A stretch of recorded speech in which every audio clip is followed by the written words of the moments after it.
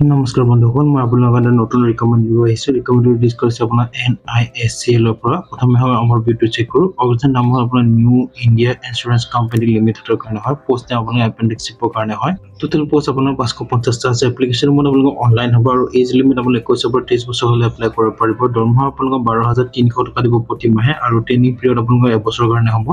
Important that's হ'ল আপোনাৰ notification release কৰিছে আপোনাৰ 17 জুন তাৰিখে আৰু এপ্লিকেশ্যন ষ্টাৰ্ট হৈছে 23 জুন তাৰিখে আৰু এপ্লিকেশ্যন লাষ্ট ডেট আপোনাৰ 6 জুলাই তাৰিখে হয় আৰু এক্সাম ডেট আপোনাক নটিফাই কৰি দিব যেতিয়া আপোনাৰ এক্সাম হ'ব।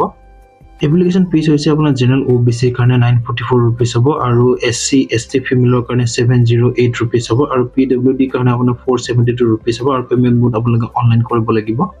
এতিয়া মই আপোনালোকক কোৱালিফিকেশ্যনৰ কথা কৈ দিছোঁ। পোষ্টটোৰ নেম হ'ল আপোনাৰ এপ্ৰেণ্টিছশ্বিপ হয় আৰু টোটেল ভেকেঞ্চি আমাৰ 550টা আছে। কোৱালিফিকেশ্যন আপোনাৰ গ্ৰেজুৱেশ্যন হ'ব লাগিব এনি ৰিকগনাইজ ইউনিভাৰ্চিটিৰ পৰা। আপুনি BA BSc BCom এপ্লাই কৰিব পাৰিব। লগতে আপোনাৰ লোকেল লেংগুৱেজ জনা হ'ব লাগিব।